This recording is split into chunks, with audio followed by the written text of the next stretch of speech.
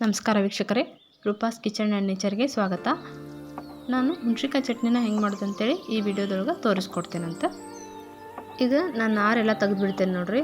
ಒಂಚೂರು ನಾರು ಇಲ್ದೇ ಎಲ್ಲ ನಾರು ತೆಗೆದುಬಿಡ್ಬೇಕು, ಇಲ್ಲಾಂದ್ರೆ ಈ ಚಟ್ನಿ ಕೆಡೋ ಸಾಧ್ಯತೆ ಇರುತ್ತೆ. ಅದ್ರ ಸಂಬಂಧ ಈ ನಾರೆಲ್ಲ ತೆಗೆದು ಈ ಥರ ರೆಡಿ ಮಾಡಿ ಇಟ್ಕೊಂಡಿನಿ ನೋಡಿರಿ.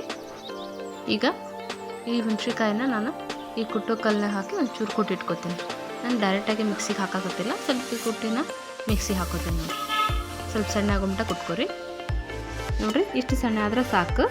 ನಾನೆಲ್ಲ ಹುಣಸಿಕಾಯಿನೂ ಈ ಥರ ಜಜ್ಜಿದ್ರೂ ಕೂಡ ಒಂದೊಂದು ನಾರು ಇರ್ತಾವೆ. ಎಲ್ಲ ನಾರು ತಕ್ಕೊಂಡು ನಾವು ಮಿಕ್ಸಿ ಮಾಡ್ಕೋಬೇಕು. ಮಿಕ್ಸಿನ ಸಣ್ಣ ಮಾಡ್ಕೋಬೇಕು ನೋಡಿರಿ. ಈ ಥರ ಸಣ್ಣ ಆದ್ರೆ ಸಾಕು. ಈಗ ಎಲ್ಲ ಹುಣಸಿಕಾಯಿನೂ ಈ ಥರ ಸಣ್ಣಗೆ ಮಿಕ್ಸಿ ಮಾಡಿಕೊಂಡು ನಾನೊಂದು ಬುಟ್ಟಿಗೆ ಹಾಕಿಟ್ಕೊಟ್ಟೇನಿ ನೋಡಿರಿ. ಇಷ್ಟು ಮಿಕ್ಸಿ ಮಾಡಿಟ್ಟೇನೆ ನಾನಿಲ್ಲಿ. ಈಗ ಬೆಲ್ಲ ಹಾಕ್ಕೊಳತ್ತೇನೆ ನೋಡಿರಿ. ನೀವು ಬೇಕಾದ್ರೆ ಸ್ವಲ್ಪ ಸಕ್ಕರೆನ ಹಾಕ್ಕೋಬೋದು. ನಾನಿಲ್ಲಿ ಬೆಲ್ಲ ಹಾಕ್ಕೊಳತ್ತೇನೆ. ಈಗ ಇದಾದಮೇಲೆ ಹಸಿಮೆಣ್ಸಿನ್ಕಾಯಿ ಒಂದು 7-8 ಹಸಿಮೆಣ್ಸಿನ್ಕಾಯಿ ತೊಗೊಂಡೇನಿ. ನೀವು ಖಾರ ಜಾಸ್ತಿ ತಿನ್ನೋದಿದ್ರೆ ಜಾಸ್ತಿ ಹಾಕ್ಕೋಬೋದು, ನಾನು ಸ್ವಲ್ಪ ಕಮ್ಮಿ ಹಾಕ್ಕೊಂಡು. ಈಗ ಬೆಳ್ಳುಳ್ಳಿನ ಸಿಪ್ಪಿ ತೆಗೆದು ಜಜ್ಜಿ ಹಾಕತ್ತೆ ನೋಡಿರಿ.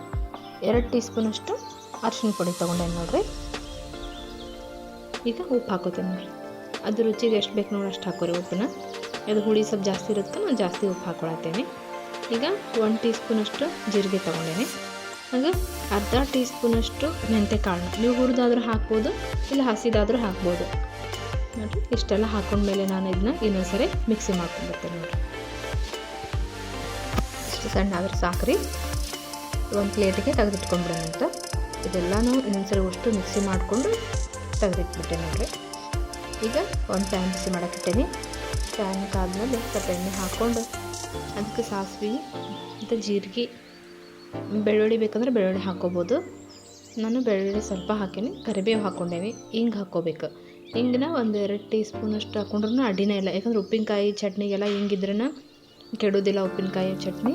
ಅದ್ರ ಸಂಬಂಧ ಸ್ವಲ್ಪ ಹಿಂಗೆ ಜಾಸ್ತಿನ ಹಾಕಿ ಒಗ್ಗರಣೆ ರೆಡಿ ಮಾಡ್ಕೋಬೇಕು ನೋಡಿರಿ. ಈಗ ರುಬ್ಬಿರೋಂಥ ಹುಣಸಿಕಾಯಿ ಪೇಸ್ಟಿಗೆ ನಾನು ಈ ಒಗ್ಗರಣೆನ ಹಾಕಿ ಮಿಕ್ಸ್ ಮಾಡ್ಕೋಬೇಕ್ರಿ. ಈಗೆಲ್ಲ ಚೆನ್ನಾಗಿ ಮಿಕ್ಸ್ ಮಾಡಿಕೊಂಡು ನಾವು ಇದನ್ನ ಒಂದು ಕಾಜಿನ ಬೌಲಿಗೆ ಹಾಕ್ಕೊಂಡು ತೆಗೆದಿಟ್ಬಿಟ್ರೆ ನಮ್ಗೆ ಹುಣಸಿಕಾಯಿ ಚಟ್ನಿ ರೆಡಿ ಆಗ್ತೈತಿ. ಈ ಹುಣಸಿಕಾಯಿ ಚಟ್ನಿನ 1 ತಿಂಗಳವರೆಗೆ ಇಟ್ಟರು ಕೆಡಂಗಿಲ್ಲ. ಈ ಹುಣಸಿಕಾಯಿ ಚಟ್ನಿನ ರೊಟ್ಟಿ, ಚಪಾತಿ, ಅನ್ನ, ಸಾರು ಜೊತೆನೂ ತಿನ್ಬೋದು. ನೀವು ಒಂದ್ಸರಿ ಈ ಹುಣಸಿಕಾಯಿ ಚಟ್ನಿನ ಮಾಡಿ ನೋಡಿರಿ, ನಿಮಗೂ ಈ ಚಟ್ನಿ ಇಷ್ಟ ಆಗ್ತೈತಿ. Thank you.